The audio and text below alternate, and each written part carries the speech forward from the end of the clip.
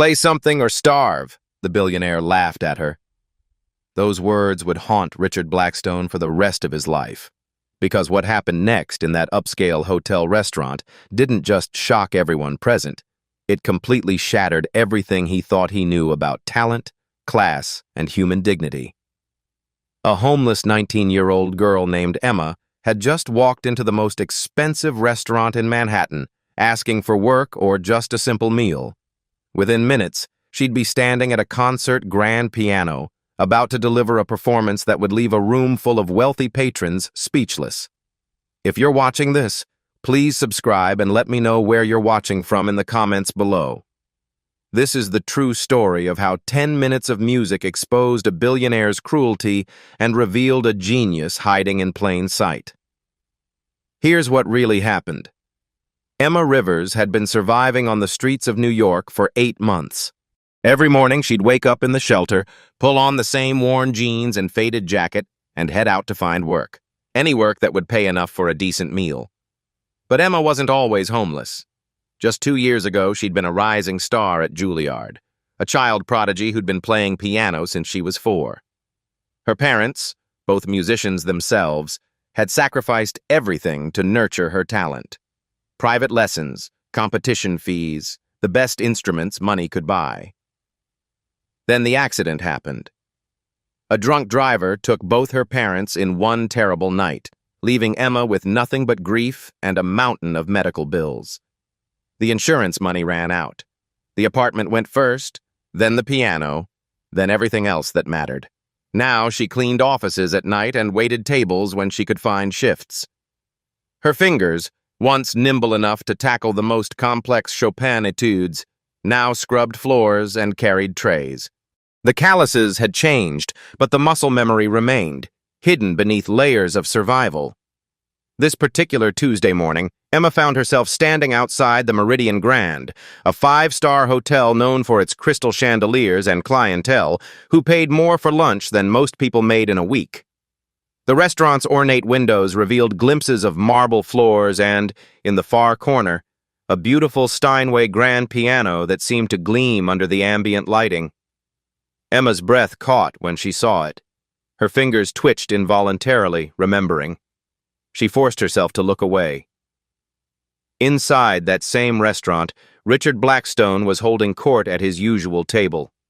At 55, Richard had built a hotel empire through ruthless business practices and an unwavering belief that people fell into 2 categories, those born to serve and those born to be served.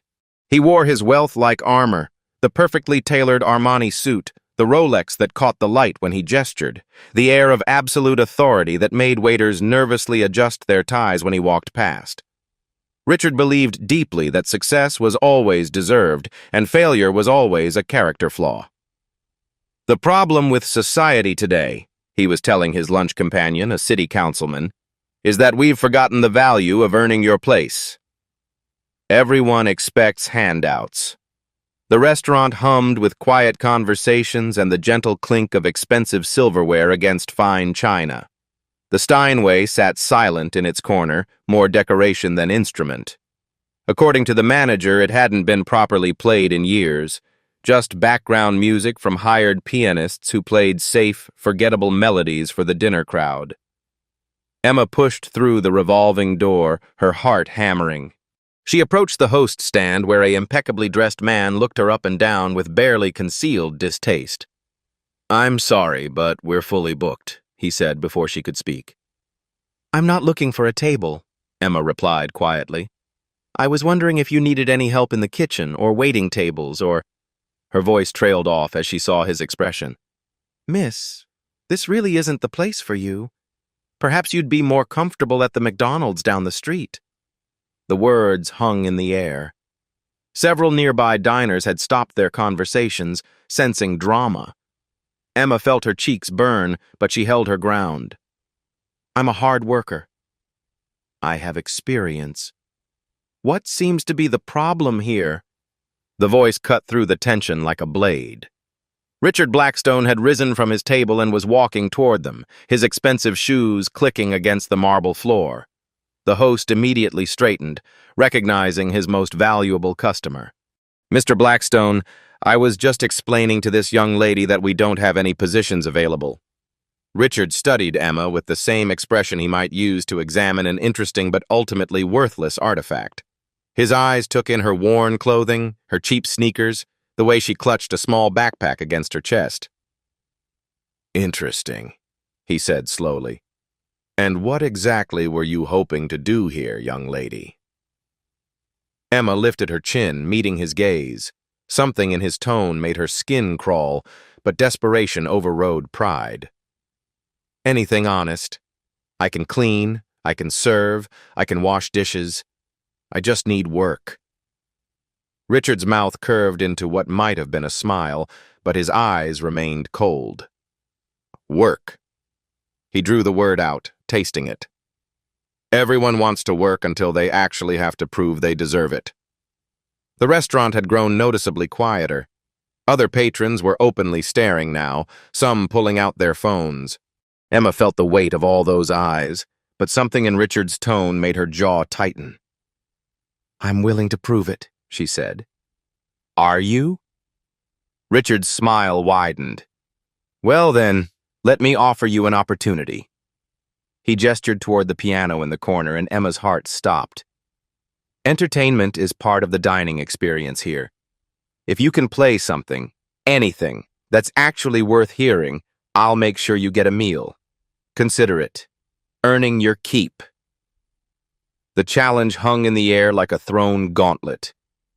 Emma stared at the piano, her mouth going dry. She hadn't played in months, not since she'd been forced to sell her keyboard. Her fingers ached with phantom memory. She began. Unless, of course, you don't actually have any useful skills, Richard continued, his voice carrying just far enough for the gathering crowd to hear.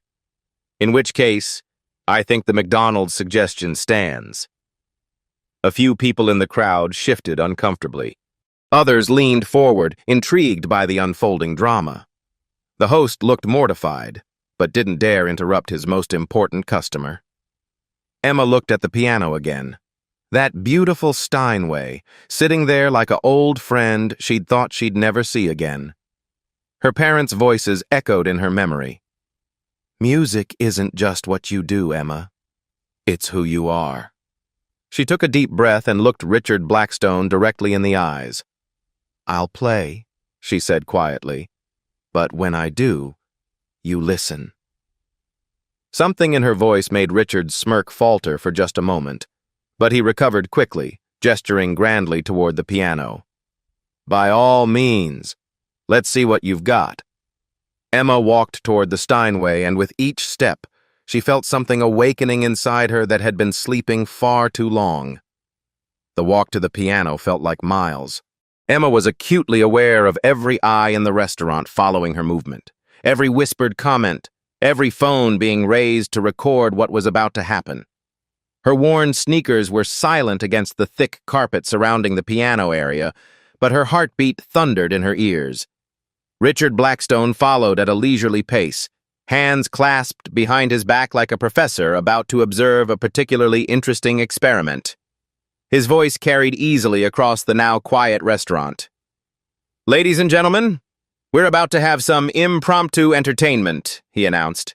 This young lady believes she has what it takes to earn her supper. A few people chuckled. Others looked uncomfortable with the spectacle, but nobody left. The host wrung his hands nervously, clearly wishing he were anywhere else. Emma reached the piano bench and paused.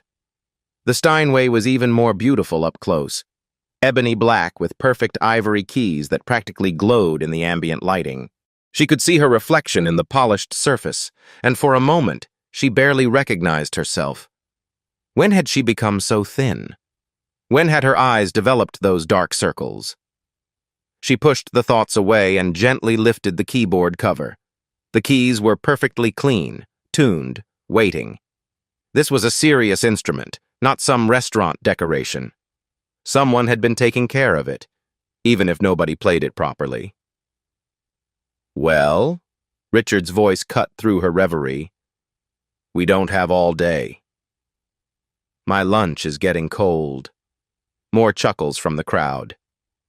Emma adjusted the bench height with practiced movements, her muscle memory taking over. She hadn't realized how much she'd missed this. The ritual of preparation, the moment of communion between musician and instrument. Richard moved closer, addressing the crowd like a ringmaster.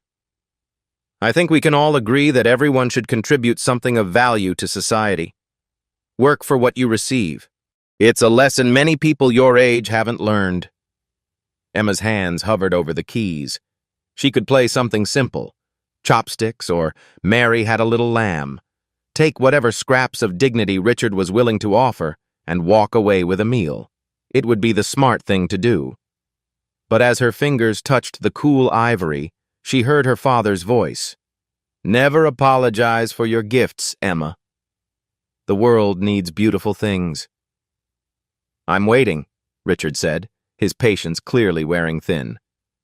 Perhaps something simple? Chopsticks would be perfect for your skill level. The condescension in his voice hit Emma like a physical blow.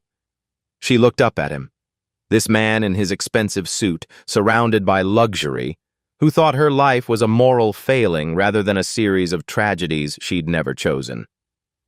Actually, she said quietly, I was thinking of something a little more challenging. Richard's eyebrows rose. Oh? Such as? Emma's hands found their position on the keyboard. She hadn't played in 8 months, but her fingers remembered. They always remembered. Chopin's Etude Op. 25, number 11, she said. The Winter Wind. The silence that followed was different from before. Anyone with even basic musical knowledge recognized that name. It was one of the most technically demanding pieces in the classical repertoire, a whirlwind of notes that required not just technical skill but deep musical understanding. Richard's smirk wavered. That's quite ambitious. Are you sure you wouldn't prefer something more accessible? For the first time since entering the restaurant, Emma smiled. It wasn't a happy smile. It was the smile of someone who'd been underestimated one too many times. I'm sure. She closed her eyes and took a deep breath. Around her, the restaurant held its collective breath. Someone's fork clinked against a plate. A chair creaked. But Emma heard none of it. In her mind, she was 17 again, preparing for her Juilliard audition. Her parents were in the audience, her mother's hands clasped tightly, her father leaning forward with that expression of nervous pride he always wore during her performances. Music is the only honest language, her mother had told her once. It can't lie. It can only reveal truth. Emma opened her eyes and looked directly at Richard Blackstone. This piece, she said, her voice carrying clearly across the silent restaurant, is about surviving storms. About finding beauty in the most difficult moments. Richard's smile had disappeared entirely. Something in Emma's tone, in the way she sat at the piano, in the confidence that had suddenly replaced her earlier desperation, made him shift uncomfortably. Well, he said, his voice lacking its earlier authority, let's see what you can do. Emma placed her hands on the keys. The opening notes of Chopin's Winter Wind required perfect timing, flawless technique, and the kind of musical maturity that usually took decades to develop. She would need to summon every lesson, every hour of practice, every moment of joy she'd ever found at the piano. But first, she would give them silence. One perfect moment of anticipation before everything changed. Emma took one last breath, looked out at the crowd of expectant faces, and began to play. The first notes that emerged from the Steinway weren't the gentle, tentative sounds Richard expected. They were precise, controlled, and filled with a power that immediately commanded attention. Emma's opening was flawless, the delicate melody that would soon explode into Chopin's notorious technical whirlwind. Richard's confident smirk began to crack. He'd expected amateur plinking, maybe a butchered version of a popular song. Instead, he was hearing the opening measures of one of classical music's most demanding pieces, played with a maturity that made his chest tighten uncomfortably. That's actually Chopin, whispered a woman at a nearby table. Her companion, an older man with silver hair, leaned forward with sudden interest. Not just Chopin, he murmured back. That's Opus. 25, number 11. I heard Yuja Wang play this at Carnegie Hall. Emma seemed oblivious to the whispered conversations around her. Her entire being was focused on the keyboard, her fingers moving with increasing complexity as the piece began its inevitable climb toward technical impossibility. Her posture was perfect. Straight back, relaxed shoulders, hands positioned exactly as her conservatory training had drilled into her muscle memory. Richard cleared his throat loudly. Well, that's a nice start, but... The interruption died in his throat as Emma launched into the piece's first major technical passage. Suddenly, the restaurant was filled with cascading notes, each one crystal clear and perfectly placed. This wasn't the playing of an amateur or even a talented hobbyist. This was the work of someone who had dedicated their life to mastering an instrument. The conversations around the room stopped entirely. Waiters paused in their service, trays balanced in midair. Even the kitchen staff had begun emerging from the back, drawn by the sound of music none of them had expected to hear in their workplace. Richard found himself stepping backward, his earlier confidence evaporating with each perfectly executed passage. He tried to maintain his authoritative demeanor, but something fundamental had shifted in the room. The homeless girl he'd intended to humiliate was revealing herself to be something else entirely. She's not just playing the notes, the silver-haired man said in wonder. She's interpreting it. Listen to her phrasing. Indeed, Emma wasn't simply executing a technical exercise. She was telling a story through music, each passage building on the last, creating emotional architecture that had the entire restaurant in its grip. Her eyes were closed now, her body moving slightly with the rhythm, completely lost in the piece she'd once performed for judges who'd given her a standing ovation. Richard tried one more time to regain control of the situation. That's quite enough, he said loudly. Very impressive, but... Shut up. The words came from the silver-haired man, spoken with quiet authority. Don't you dare interrupt this. Richard's mouth fell open. He wasn't accustomed to being spoken to that way, especially not in public. But when he looked around the room, he saw that every face was turned toward Emma, every expression rapt with attention. He had become irrelevant to his own spectacle. Emma's playing intensified, her right hand flying through the piece's notorious technical passages, while her left hand provided the steady, driving rhythm that gave the etude its nickname. The winter wind was meant to evoke a storm, and Emma was summoning one in real time, her fingers moving so quickly they seemed to blur. A young woman near the window pulled out her phone and began recording. Others quickly followed suit. This wasn't just dinner entertainment anymore. They were witnessing something extraordinary, and they knew it. How is she doing that? A teenager asked his mother in an awed whisper. I take piano lessons and I can't even play Für Elise properly. His mother, tears forming in her eyes, just shook her head. She couldn't explain it either.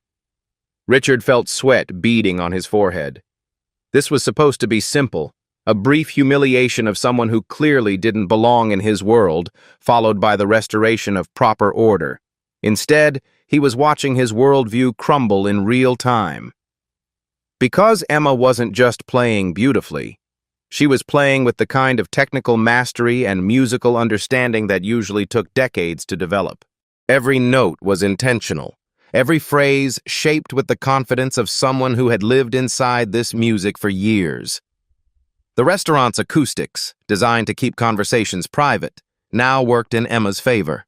The music filled every corner of the space without overwhelming it, creating an intimate concert hall experience that none of them had expected when they'd sat down for lunch. My God, breathed the restaurant manager, who had emerged from his office to see what was causing the unusual silence in his dining room. We haven't had playing like this since... ever. Richard shot him a withering look, but the manager was too entranced to notice. Emma approached the piece's climactic section, the passage that separated true virtuosos from merely talented players. Her breathing remained steady, her technique flawless, as she navigated runs that would have challenged professional concert pianists. Yet there was nothing mechanical about her playing. Each note carried emotional weight. Each phrase told part of the story she was weaving. The winter wind was building to its inevitable storm, and Emma rode it like she'd been born for this moment. Richard realized with growing horror that people were no longer looking at Emma like she was a homeless girl pretending to play piano. They were looking at her like she was exactly what she was revealing herself to be, a trained musician of extraordinary ability who happened to be temporarily down on her luck. "Where did you study?" the silver-haired man called out during a brief pause between movements. Emma didn't answer. Couldn't answer without breaking the musical spell she was weaving. But her playing answered for her. This was conservatory-level technique combined with the musical maturity that only came from years of serious study. Richard's hands were shaking now. The confident businessman who had orchestrated this public humiliation was watching it transform into something else entirely, his own exposure as a man who judged people by their appearance rather than their abilities. The woman who had started recording was now live streaming to her social media, and the viewer count was climbing rapidly. "You guys, I'm at this fancy restaurant and there's this homeless girl playing piano and it's literally the most beautiful thing I've ever heard," she whispered into her phone. Within minutes, comments were flooding in from around the world. Musicians, music teachers, and classical music lovers were all trying to identify the piece and the performer. Several recognized the etude immediately and were astounded by the quality of the performance. Emma, oblivious to the digital audience she was gaining, continued to pour her heart into the music.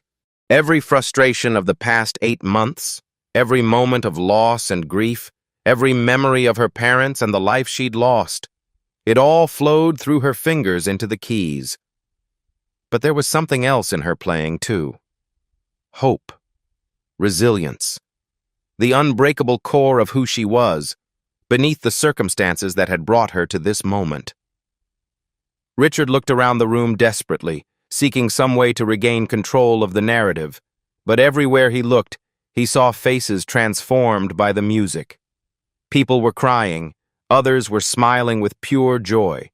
Some were recording, already composing captions about the incredible performance they were witnessing.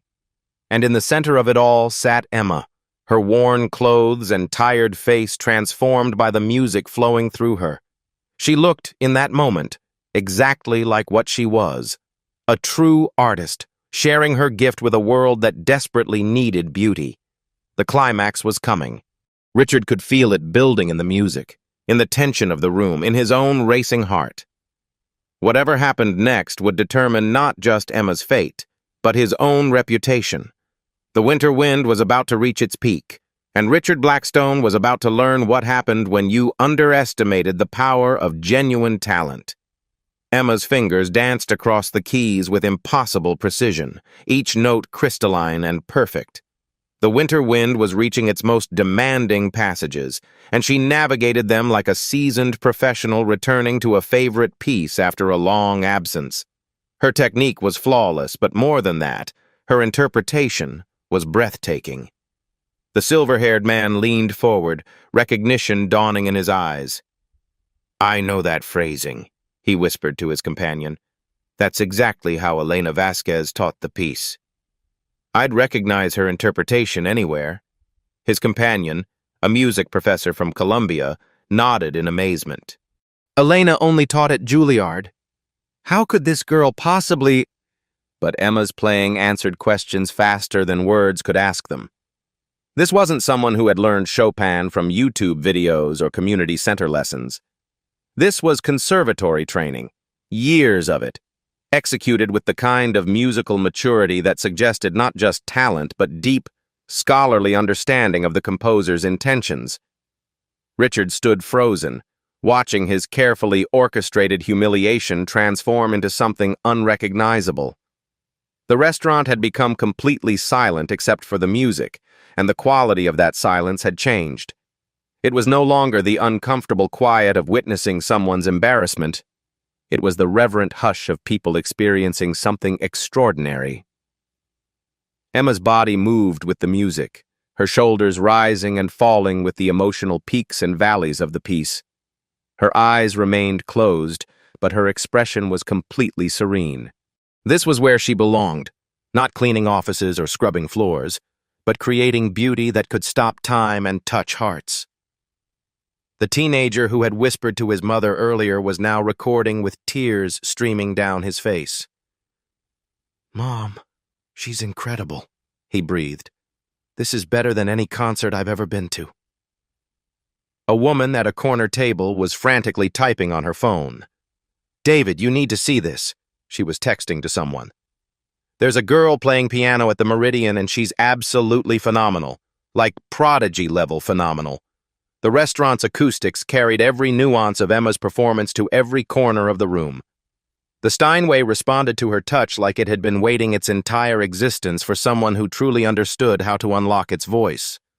Each note hung in the air with perfect resonance before blending seamlessly into the next.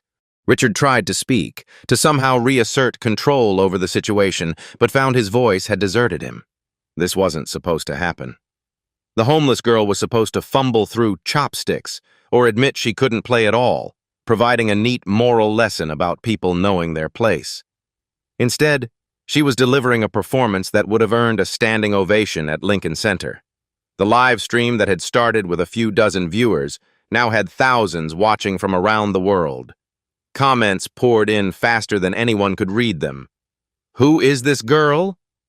This is Chopin Opus 25 number 11, and it's perfect. Someone find out who she is and get her a recording contract. I'm a piano teacher and this is making me cry."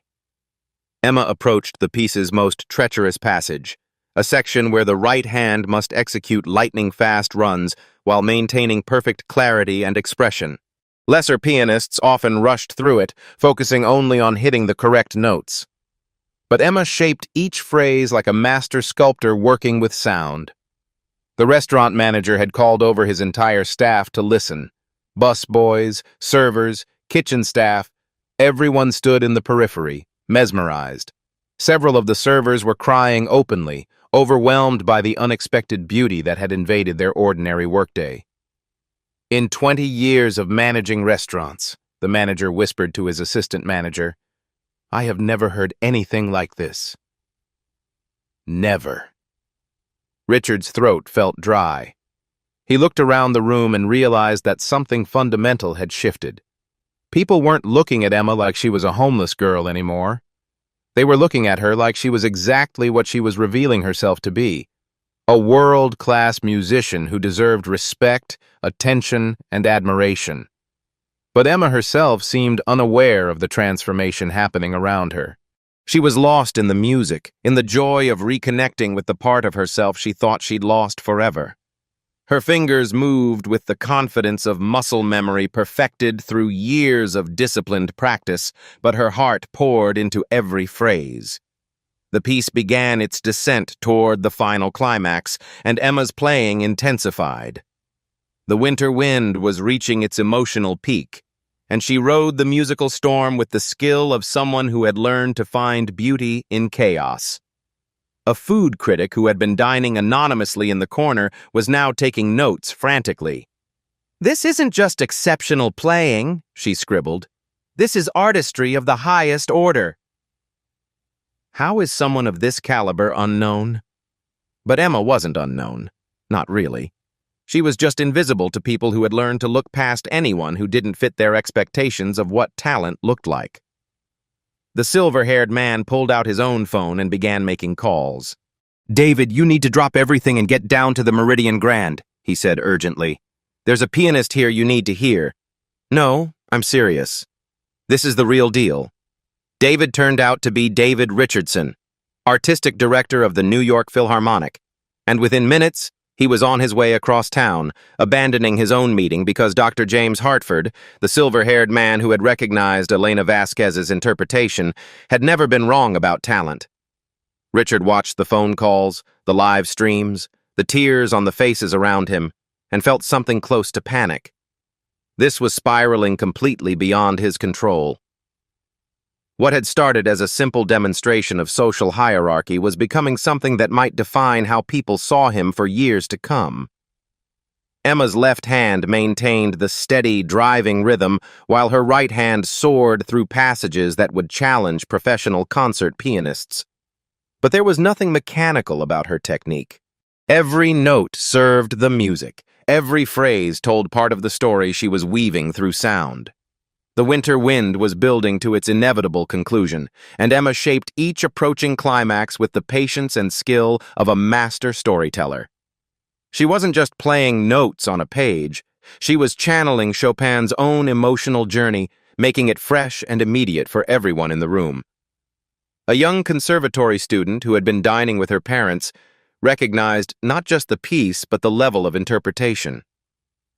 "That's graduate-level playing," she whispered in awe. "Maybe even professional level. How is she not famous?" Her father, a music industry executive, was already thinking the same thing. He'd seen hundreds of talented young musicians over the years, but rarely had he encountered raw ability combined with such mature artistic understanding. This girl, whoever she was, should have been performing at major concert halls, not asking for work in restaurants. Richard felt sweat beading on his forehead despite the restaurant's perfect climate control. Every face in the room was turned toward Emma with expressions of wonder, respect, and growing anger at how she was being treated. The moral authority he'd claimed when this started was evaporating with every perfectly executed passage. Emma began the final approach to the piece's climax. The winter wind was reaching its peak intensity, and she navigated the technical demands with a combination of power and delicacy that left everyone breathless. Her hands moved across the keyboard with balletic grace, each movement precise and purposeful. The live stream viewer count had climbed into the tens of thousands. Music lovers from around the world were sharing links, trying to identify the mysterious pianist who was delivering a performance of stunning quality in what appeared to be a restaurant setting. But for Emma, none of the external drama mattered. She was home again, in the place where she'd always belonged. Her parents' voices echoed in her memory. "Music is who you are, Emma. Never let anyone tell you otherwise." The final climactic passage approached, and Emma prepared to deliver the conclusion that would either validate everything she'd just played or leave the performance feeling incomplete. But she wasn't worried. She was exactly where she belonged, doing exactly what she was born to do. The winter wind was about to reach its peak, and everyone in the room, including Richard Blackstone, was about to learn what real talent looked like when it finally found its voice. Emma's fingers struck the final climactic chord of Chopin's Winter Wind with thunderous precision. The last notes resonated through the restaurant's marble halls, lingering in the air like a promise fulfilled. Then, for one perfect moment, there was absolute silence. Complete, total, breathtaking. Silence. No one moved. No one breathed. No one dared break the spell that Emma had woven around them all. Richard Blackstone stood frozen, his mouth slightly open, his earlier confidence completely shattered. The homeless girl he had intended to humiliate had just delivered a performance that would have earned a standing ovation at Carnegie Hall. Then, like a dam bursting, the silence exploded. Dr. James Hartford was the first to rise, his chair scraping against the floor as he began clapping with slow, deliberate strokes. Within seconds, the entire restaurant erupted. People leaped to their feet, applauding with an intensity that shook the crystal chandeliers overhead. "Brava!" someone shouted from the back of the room. "Incredible!" called another voice.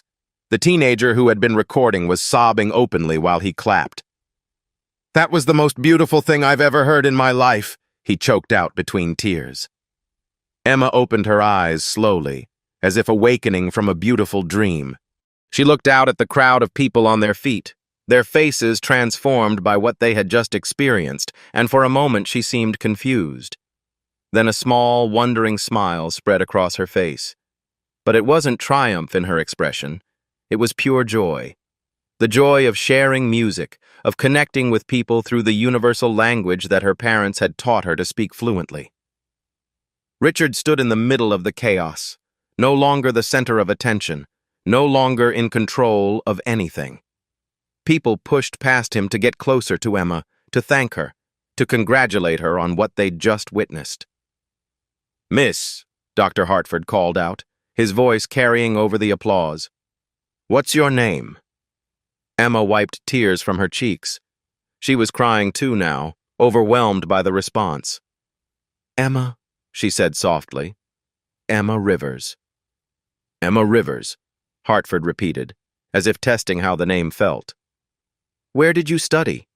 "Juilliard," Emma replied, her voice barely audible over the continuing applause. I was a student there." A gasp went through the crowd. Juilliard. That explained everything. The technique, the interpretation, the musical maturity that had left them all speechless. Richard finally found his voice. "Now wait just a minute," he began, but his words were drowned out by boos from the crowd. "You should be ashamed of yourself," called out the woman who had been live streaming. "That girl has more talent in her little finger than you have in your entire body." "How dare you treat someone like that?" added another voice. "She asked for work, not charity," said Dr. Hartford, his voice cutting through the noise with quiet authority. "And you turned it into a circus." The food critic who had been taking notes approached Emma, her eyes bright with excitement. "Miss Rivers, I'm Sarah Martinez from the Times. Would you be willing to talk? People need to know who you are." But Emma seemed overwhelmed by the attention. She stood up from the piano bench, swaying slightly, and for a moment it looked like she might faint. The restaurant manager rushed forward. "Miss Rivers, please, sit down. Can I get you some water, some food?" He shot a withering look at Richard. "Anything you want is on the house. I am so sorry for how you were treated." Richard tried one last time to regain control.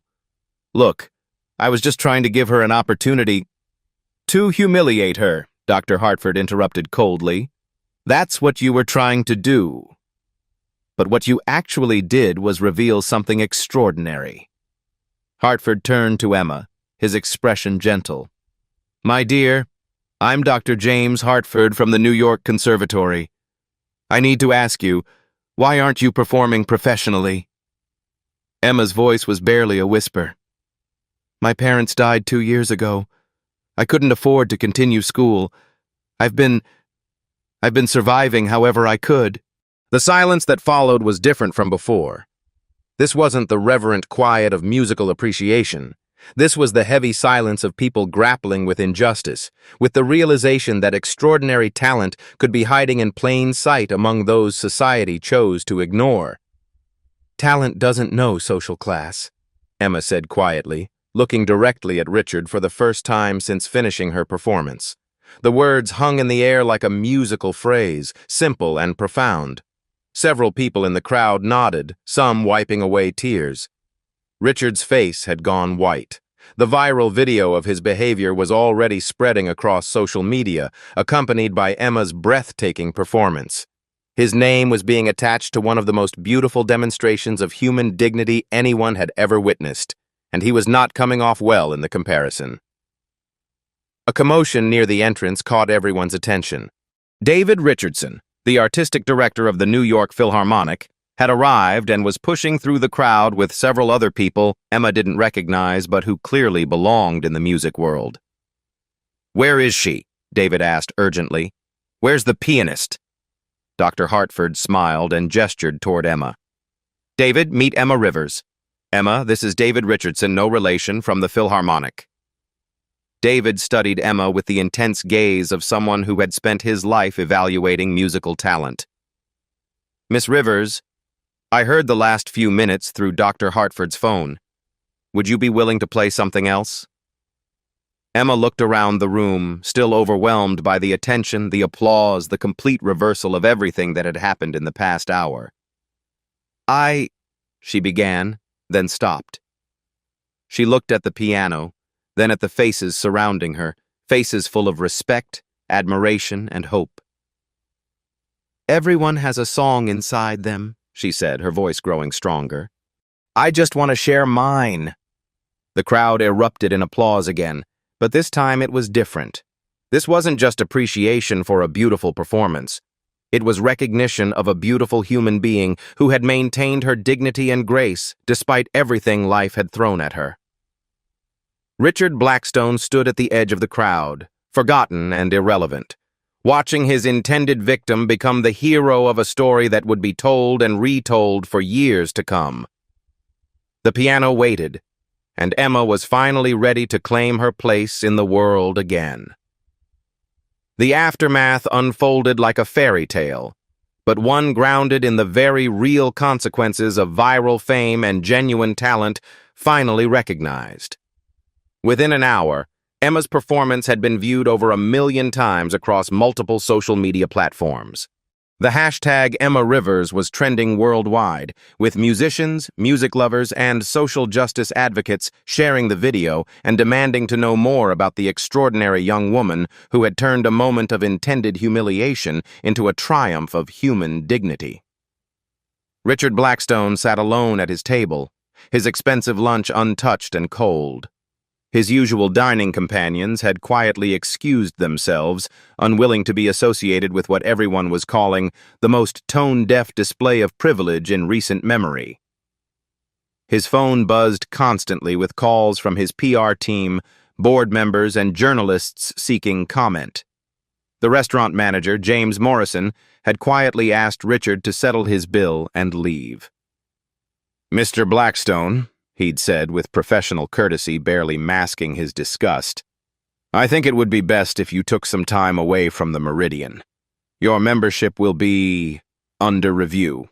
Meanwhile, Emma found herself surrounded by a growing circle of opportunity. David Richardson from the Philharmonic had offered her a spot as a featured soloist in their upcoming season. Dr. Hartford was arranging for her to complete her degree at the New York Conservatory with a full scholarship. 3 different record labels had called the restaurant asking to be put in touch with her. But perhaps most importantly, Sarah Martinez from The Times was documenting everything, ensuring that Emma's story would be told properly, not as a feel-good charity case, but as a recognition of excellence that had been hiding in plain sight. "The system failed her," Martinez told her editor over the phone while watching Emma graciously thank each person who approached her. "But her talent didn't fail us. She's been performing at this level all along. We just weren't paying attention." The woman who had live-streamed the performance was still broadcasting, now interviewing other diners about what they'd witnessed. "I've been to Lincoln Center dozens of times," one patron told her camera, "and I've never heard anything that moved me like that. She didn't just play music, she created something transcendent."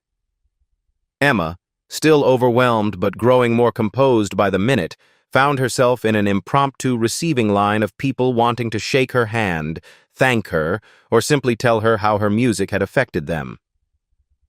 "You reminded me why I became a musician in the first place," a young conservatory student told her, tears in her eyes. An elderly man who identified himself as a retired music teacher pressed a business card into her hand. "My grandson runs a small record label," he said. "When you're ready, call him. The world needs to hear more of your music." Through it all, Emma maintained the same quiet dignity she'd shown throughout the ordeal. She thanked everyone genuinely, accepted offers thoughtfully, and deflected attempts to turn Richard into a villain. "He made assumptions," she told Sarah Martinez when asked about Richard's behavior. "We all make assumptions sometimes." I hope today reminds us all to look deeper. As the crowd gradually began to disperse, people returning to their lives but carrying Emma's music with them, the restaurant slowly returned to normal operation. But the Steinway in the corner would never be just decoration again. James Morrison had already arranged for a small plaque to be installed. "This piano was played by Emma Rivers, February 15th, 2024. A reminder that extraordinary things can happen when we make space for unexpected beauty.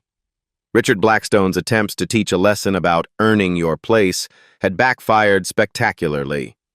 Instead, Emma had taught everyone present a more important lesson about recognizing worth beyond appearances. The videos would continue spreading, the offers would keep coming, and Emma's life was about to change forever. 6 months later, Emma Rivers walked onto the stage at Lincoln Center wearing an elegant black concert gown, her hair pulled back in the classic style of a professional pianist. The sold-out audience rose to their feet before she'd played a single note. Many of them had discovered her through that viral video, and they'd been waiting for this moment ever since. In the front row sat Dr. Hartford and David Richardson, beaming with pride at their protege. Sarah Martinez was there too, working on a follow-up story about Emma's meteoric rise in the classical music world. Emma had recorded her debut album, Hidden Voices, which had debuted at #1 on the classical charts. She'd completed her degree at the New York Conservatory with highest honors. Most importantly, she'd established the Emma Rivers Foundation, providing music education and instruments to underprivileged young musicians. As she sat at the concert grand piano, a Steinway, naturally, Emma thought briefly about that day at the Meridian Grand. The memory no longer caused her pain. Instead, it reminded her that sometimes our worst moments can become doorways to our best futures. She placed her hands on the keys and began to play. The opening notes of Chopin's Winter Wind filled the hall, but this time everyone was listening from the very beginning. As for Richard Blackstone, he was learning humility the hard way, one public relations disaster at a time. But that's another story entirely. The music soared, and Emma was finally completely home.